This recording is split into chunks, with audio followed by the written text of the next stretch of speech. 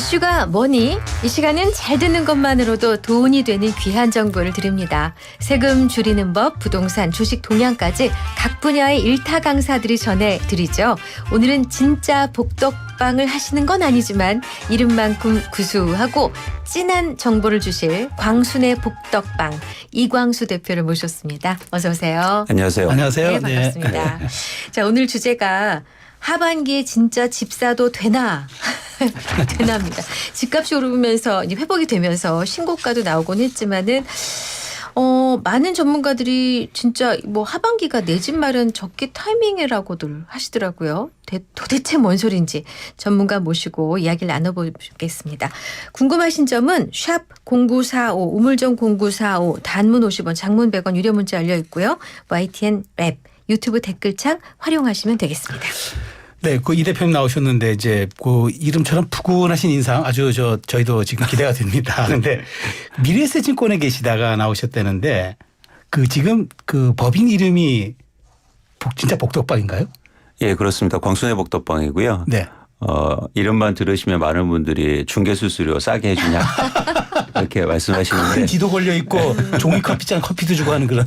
근데 중개를 하는 그 법인은 아니고요. 아니고요. 네. 예, 한국의 부동산 뭐 글로벌까지 합쳐서 저희가 부동산 리서치를 하는 아, 리서치. 그래서 제가 오랫동안 애널리스트 생활을 했었거든요. 네. 그래서 독립해서 네. 그 리서치를 하고 있습니다. 분석의 일타 강사시네요. 그러니까 부동산 분석에. 좋습니다. 그럼 예. 본격적으로 상담을 해볼까요? 먼저 요즘 부동산 시장이 어떤지 궁금해요. 하반기에 집 사야 되나 싶기도 하고요.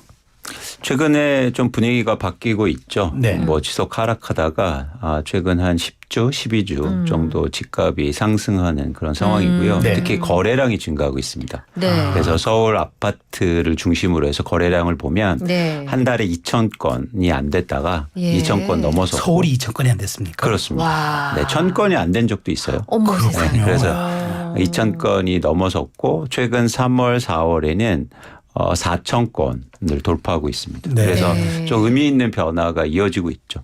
아. 왜 그런 변화가 있는지도 혹시 분석이 되는 건가요? 아니면 추세가 뭐 있나요? 변수가? 지금 말씀하시는 게 굉장히 중요합니다. 네. 그러니까 저희가 시장을 분석할 때는 네. 현상과 현황이 중요한 게 아니라 원인 파악을 해야죠. 그렇죠. 네. 그래야 저희가 전망이 가능한데요. 네.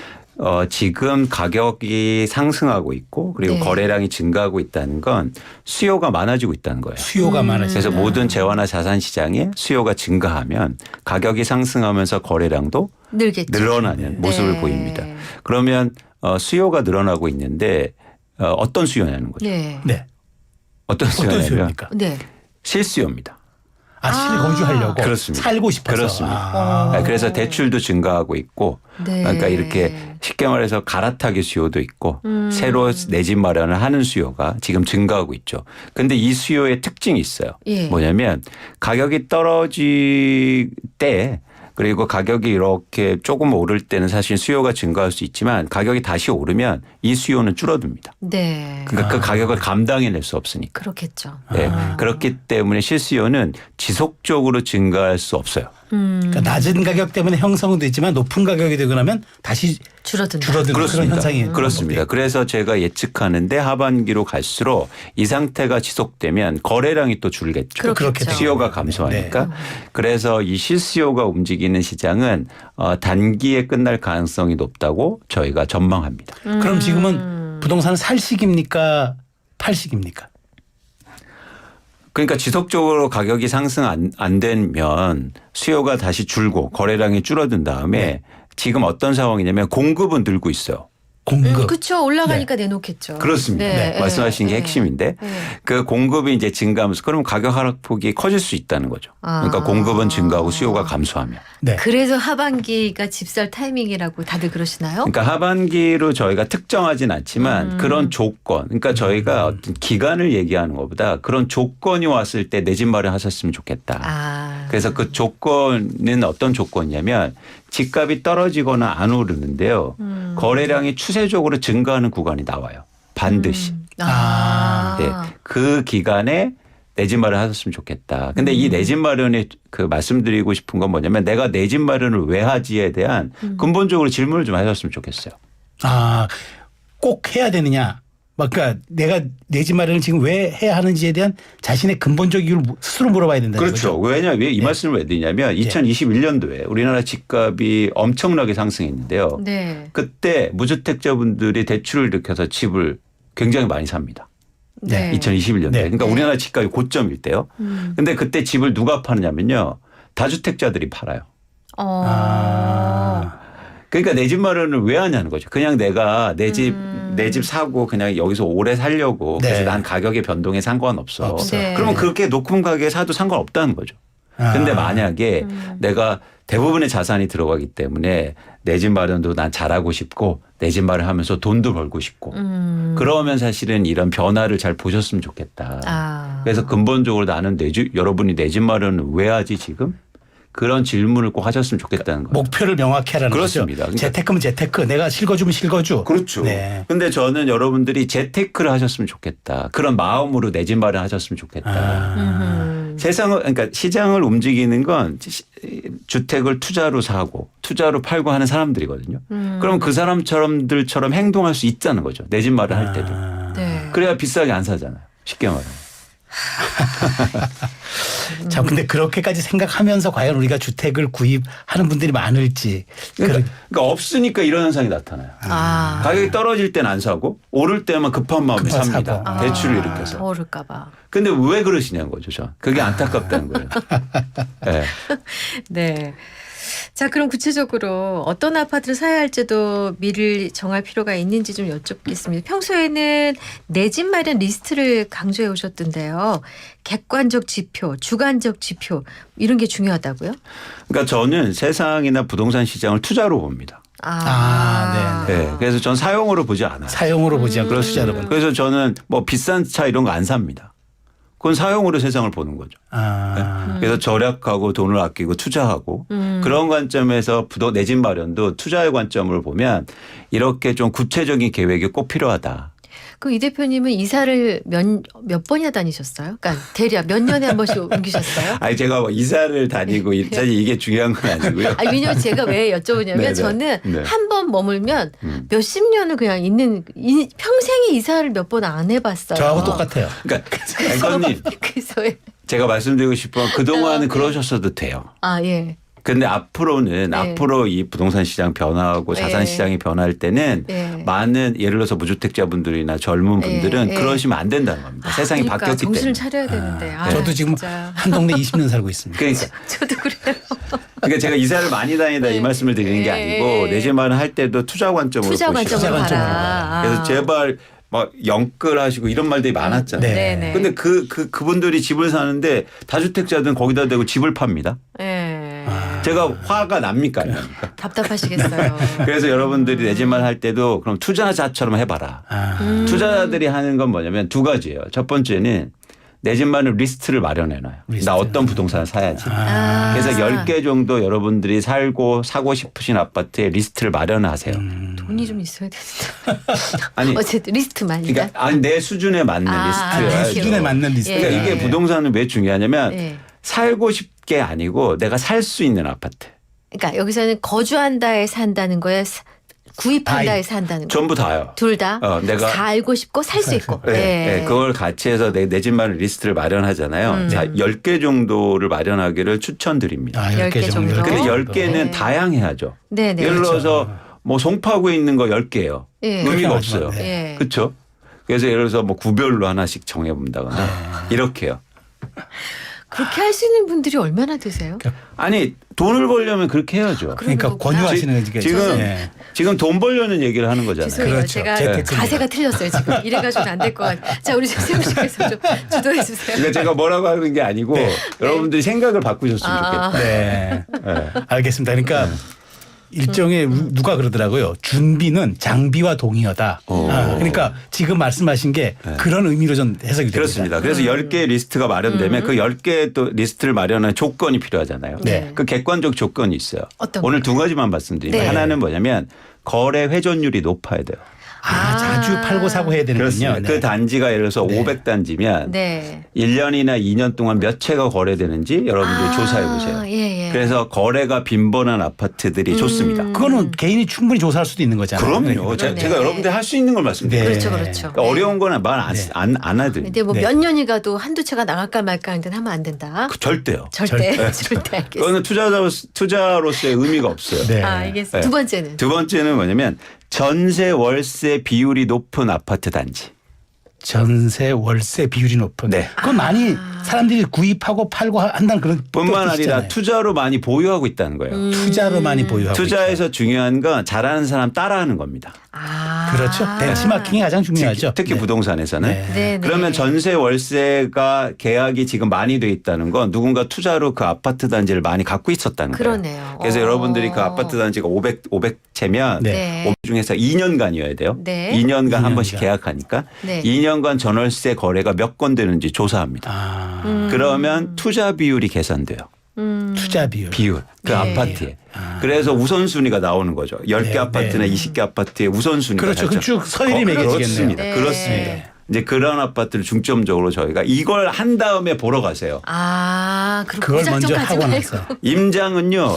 미리 하는 게 아닙니다. 아하. 가서 현장을 보는 거. 왜냐하면 네. 그러면 감정이 들어가게 돼요. 맞아요. 네, 좋아 보인다. 여기서 살면 나빠 좋을 것 보인다. 같아요. 이런 집에 어떻게 살아? 이러면 안 돼요. 객관성보다는 주관성이 개입이 된다는 거죠. 그렇습니다. 그래서 이거 리스트를 마련하고 그런 지표들을 보시면서 객관적으로 판단하신 다음에 보러 가시라고요. 네. 그다음에 이제는 정성적 지표가 네. 주관적 정성적, 지표라는 예. 게 필요한데요. 네. 이 10개 단지는 각 특성이 다를 거예요. 예를 들어서 어떤 데는 새 아파트인데 예를 들어서 뭐랄까요. 뭐 교육이 좀 좋고. 여건이 어렵고. 어렵고. 근데 오래된 아파트는 대부분 뭐 초등학교가 가깝거나 맞아요. 교육이 좋거나 예. 이런 조건이 있잖아요. 예. 근데 이걸 어떻게 비교합니까? 그렇죠. 그래서 우리는 감정적으로 판단하죠. 그냥. 네. 네. 그런데 항상 그 조건은 변하거든요. 네. 예를 들어서 우리가 처음에 내 집 마련할 때는 초등학교가 중요했어요. 네. 그래서 그렇죠. 나 초품아 초등학교 품아 품은 아파트로 아파트. 갔어요. 네. 그런데 애들이 큽니까? 애들이 안 큽니까? 그렇죠. 그렇죠. 네. 그럼 중학교가 중요하잖아요. 그렇죠. 그럼 변하잖아요. 예. 그렇기 때문에 지금 여러분들이 갖고 계신 조건을요 객관화하실 필요가 있어요. 그래서 무슨 얘기냐면 점수를 매겨보세요. 새 아파트 이 아파트는 새 아파트다. 그럼 새 아파트 5점. 네. 대신 교육은 안 좋다. 1점. 반면에 이 아파트는 헌 아파트인데 네. 여기에서 점수는 안 좋으니까 2점. 대신 교육은 좋으니까 5점. 각각의 장단점을 이제 점수를 데이터에 그러면 이제 만들어라. 두 번째 아파트가 총점이 높죠. 네. 그렇죠. 이 아파트를 선택하는 거예요. 그럴 때. 그 조건은 항상 바뀌니까. 네. 그래서 여러분들이 이렇게 투자자처럼 내 집 마련을 뭐랄까요 정밀하게 한번 해보시라. 그러면 부동산이 재밌어집니다. 와. 투자는요 재밌어야 돼요. 그렇죠. 이게 의무감에서만 하면은 정말 힘들죠. 그렇죠. 막 급한 네. 마음에 네. 여보 해야 막 되는데. 새 아파트 오른데 빨리 우리 빨리 대출 받아 사자 이러면 안 되시고요. 네. 객관적으로 보시고 느긋한 마음에. 왜 느긋한 마음을 가지자고 말씀드리냐면 기회는 언제나 있어요. 투자로 보면. 그렇죠. 계속 오겠죠. 네. 계속 있습니다. 네. 걱정하지 마세요. 네. 네, 그렇게 지금 끝나는 게 아니니까. 그렇습니다. 네. 계속 있어요. 네. 네, 그렇기 때문에 여러분들이 이렇게 객관적으로 뭔가를 접근하셨으면 좋겠다. 그러면 재미가 생깁니다. 재밌어요. 네. 네. 그러니까 변한다는 말씀이 맞아요. 왜냐하면 제가 얼마 전 기사에서 초품화 시대는 가고 개품화 시대가 왔다 그러더라고요. 개를 품은 아파트, 반려동물이 잘 살 수 있는 아파트를 분양합니다는 그런 광고가 떴대요. 그러니까 그게 매번 바뀐다고요. 네, 그러니까 그게 언제는 뭐 편의점이 가까운 아파트 했다가 요즘은 병세권을 했다가 언제는 역세권을 서울의 모든 지역은 다 역세권이에요. 그게 변한다는 말이 맞는 그러면 거예요. 역세권이 뭡니까? 1분이 역세권이에요. 10분이 역세권이에요. 30분이 역세권이에요. 그렇죠. 그러니까 이게 예. 여러분들이 이런 것들을 객관적으로 뭔가 판단할 수 있는 지표 그리고 점수를 매겨보시라. 네. 그러면 나의 생각이 객관화됩니다. 아하. 네. 그게 투자자들의 기본 자세거든요. 과거의 과거의 풍수가 좌청룡 우베코였다면요. 요즘의 풍수는 좌전철 우마트라 그러더라고요.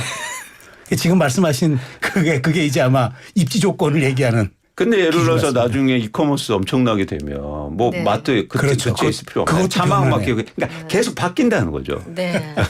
지금 우리 김영환 프로듀서가 저희 두 사람이 이렇게 집중하는 걸 본 적이 없다고 밖에서. 근데 지금 여기 앉아보세요. 왜 그러냐면은 우리 이광수 대표가 처음에 인사 나눌 때는 의자에 등을 기대고 앉아 계시다가 얘기가 진행될수록 마이크를 거의 삼킬 듯이 그러니까. 지금 에너지가 그리고- 막 뿜어져 그리고 나오시는. 저 똑바로 들으세요 하는 게 저희한테 느껴집니다. 아, 그래도 이쯤에서 저 사연을 좀 가보겠습니다. 네. 이런 사연이 있어서 한번 만나보겠습니다. 안녕하세요. 세종시에 거주하는 30대 초의 부부입니다. 저는 공무원으로 연봉 4천에 와이프는 교사 연봉 5천 이상이고 월 수령액은 둘이 합쳐 650만 원 정도입니다. 보유자금은 둘이 합쳐 1억 5천만 원. 둘이 한 달에 150만 원 정도로 생활합니다. 현재 저희들은 제 어머니 이름으로 된 아파트에 전 월세로 거주 중인데요. 1억에 40만 원입니다. 확실치는 않지만 추후에 제 아파트가 생기면 이 아파트는 증여해 주실 것 같습니다. 그런데 저는 이번에 와이프가 임신이 되면서 신생아 대출이나 일반 대출로 아파트를 매수할까 생각 중입니다. 생각 중인 건 세 가지 안이 있는데요. 첫째, 25평 정도 4억 미만 아파트를 일반 대출 받아 전세나 월세 내주기 혹은 신생아 대출로 실거주. 둘째는 국평 아파트 6억을 신생아 대출로 들어가서 실거주하는 거고요. 마지막은 돈을 조금 더 모으면서 현 상황을 스테이하는 건데요. 어느 쪽이 좋을지 주위에서는 신생아 대출을 부추기고는 있는데 부동산 재테크의 문외한인 저는 잘 모르겠어서요. 현명하신 광수님의 고견을 부탁드립니다. 저는 읽으면서도 몰랐어요. 국평 아파트가 뭐예요? 그러니까 국민평형. 아, 죄송해요. 보통 84제곱미터나 아, 85제곱미터를 이야기합니다. 예. 그럼 25평, 23평 이하 정도 얘기하는 건가요? 뭐 25, 30, 뭐 그중에 그렇구나. 광순의 복덕방 이광수 대표가 답변을 해주실 것 같습니다. 네. 사실 이게 여러분들이 전형적으로 이제 내 집 마련을 투자로 보지 않는 그런 의사결정이죠. 네. 그러니까 무슨 얘기냐면 지금 이 고민 자체가. 네. 그러니까 이 질문이 뭐냐면 그러니까 네. 근본적인 질문은 주변에서 이제는 최근에 신생아 대출이라고 해서 네네. 그러니까 저리로 대출을 해줘요. 아, 신생아를 하면. 그래서 예. 지금의 주택담보대출이 3%에서 4%대면 네. 1%대로 해줍니다. 아, 좀 싸고. 와, 싸고. 그럼 어떤 좋다. 느낌이 드세요? 거의 공짜로 대출받는 느낌. 그렇죠. 그래서 네. 빨리 이거 대출 받아서 해야 사야지라는 되겠다. 말이 그렇죠. 들죠. 네. 근데 본질은 그게 아니라는 거죠. 그러니까 생각해 보면 여러분, 그러니까 우리가 주식 투자한다고 생각해 보세요. 근데 은행에서 주식 투자할 때 싸게 대출해 드릴게요. 빨리 주식 사세요. 하면 주식 사실 겁니까? 안 그건 안 사죠. 하겠죠. 여유자금 갖고 하겠죠. 아니 뿐만 아니라 대출 받아 하실 수도 있는데 네. 중요한 건 뭐냐면 그 주식이 가격이 오를 거라고 했을 때 사는 거잖아요. 그렇죠. 대출을 싸게 해준다고 주식 투자 그렇죠. 해라? 네. 그건 아니지 않습니까? 그렇죠. 우선순위가 바뀌었죠. 지가 그 얘기예요. 대출을 싸게 해주니까 집 사라는 거예요. 왜 웃으세요? 너무 지금 그러니까. 에너지가 너무 그러니까 넘쳐나서 이제 제가 지금 웃음이 제가 지금 나요. 덜 하고 있는 거예요. 강의하시는데 저희가 지금 무슨 훈계 받는 것 같아서. 제가 뭐라고 하는 거 아닙니다. 화내는 것도 아니고요. 여러분들 생각을 바꾸셨으면 네. 좋겠다. 아니, 알겠습니다. 2% 예를 들어서 2억 대출을 받는데 네. 2% 네. 이거 절약하는 거잖아요. 예를 들어서 대출 금리를. 네. 그럼 얼마입니까? 그게 네. 400만 원이잖아요. 예. 근데 예를 들어서 집을 적정한 시점에 가서 1억 싸게 사면 네. 그게 얼마나 그렇죠. 그러니까 제발 아. 싸게 대출해 준다고 그거 빨리 아. 받아서 집 사지 마시라. 솔깃하게 해서 하지 마라. 지금 그런데 이런 분들이 많으세요. 실제로. 네. 신생아 대출 해준다니까 네. 그거 대출 받아서 비싼 집을 올려가면서 사고 있다고요. 그러니까 결국 그도 다 빚인데 그렇죠. 그러니까 제가 화가 납니까 안 납니까? 납니다. 납니다. 그러니까 여러분들이 싼 대출이 중요한 게 아니라 그렇죠. 네. 적정한 시점과 그리고 내가 원하는 집 그리고 내가 샀을 때부터 이 집값이 과연 오를 거냐. 오를 건지. 이 관점이 중요하다는 거예요. 그러면 비싼 금리로 대출 받아도 전혀 상관없다. 아. 그렇죠. 그러면 그렇죠. 뭘 해도 상관없는데. 이전에는 게 행복해요. 네. 네. 집값 오르는. 예. 근데 이자 조금 내고 집값은 떨어지면 좋습니까? 아유, 그렇죠. 안 좋죠. 안 좋죠. 네, 그래서 그런 차원에서 여러분들이 요 전제고요. 이분은 중요한 게 있어요. 뭐냐면 세종에 사시잖아요. 세종 네네. 거죠. 세종이 지금 시장에 굉장히 크게 변하고 있어요. 네. 어떻게 변하고 있어요? 그러니까 이렇게 변하고 있는데 세종이 투자자들이 많아요. 투자로 갖고 있는 사람들이. 투자로. 예. 근데 세종시가 실수요가 없어요. 아. 그렇군요. 네, 실수요는 이미 다 거기는 재테크로만 이제 하는 거지 실제 실거주는 아니다. 그렇죠. 왜냐하면 그 실수요가 대부분 공무원 수요였는데 그렇겠죠. 공무원들이 거기 갈 때 대부분 분양을 줬단 말이에요. 분양. 그렇죠. 아. 특공이라 그러죠. 그렇죠, 그걸. 그렇죠. 그렇기 때문에 실수요는 대부분 집을 보유하고 있는데 네. 투자하는 사람들이 많이 갖고 있어요. 네. 근데 지금은 시장은 실수요가 움직이는데 세장은 오히려 못 움직이고 투자로 보유하고 있는 사람 팔고 싶죠. 그러니까 세종시가 집값이 지금 계속 빠지고 있어요. 아. 그래서 내 집 마련하기 좋은 시점이 반드시 올 겁니다. 세종시 특히 세종시가 가장 먼저 오리라고 전 봐요. 그러니까 이분은 조금 기다리셔야 되겠네. 그러니까. 근데 기다리는 게 어떤 뭔가 목적을 갖고 기다려야 되잖아요. 그렇죠. 그렇죠? 목적이 없이 기다리자. 무작정 기다리면 안 그건 되죠. 의미 없습니다. 애인 만나는데도 시간을 맞춰놓고 기다려야 될 거 아니에요. 그렇죠. 어떤 걸 기다리시냐면 그러니까 우리는 때를 기다리는 게 아니라 기회를 기다리는 겁니다. 기회. 어떤 기회냐면 매물이 증가하는데요. 수요도 증가하는 구간이 반드시 와요. 매물이 증가하는데 수요도 증가하는 그 네. 구간. 네. 그래서 어떤 신호가 나타나냐면 가격은 빠지거나 안 오르는데 거래량이 아까 말씀드린 것처럼 추세적으로 증가합니다. 아. 네. 거래량이. 네. 그러니까 팔려는 사람도 많고 살려는 사람도 많아지는 상황. 네. 그게 저는 세종시가 가장 먼저 오리라고. 근데 그 기간은 짧겠네요. 그 텀은. 그러니까 거래량이 많아지면 어쨌든 가격은 좀 변동이 생길 거 아니에요. 그런데 2012년과 2013년대 우리나라가 그런 경험이 있거든요. 네. 이때 2년 동안 그 기간이 지속됐어요. 2년간. 와. 네. 그러니까 저는 이 기간이 뭐 짧을 수도 있는데 네. 어쨌든 길게 올 수도 있다. 그래서 여러분들이 그 기회를 잘 잡으셨으면 좋겠다.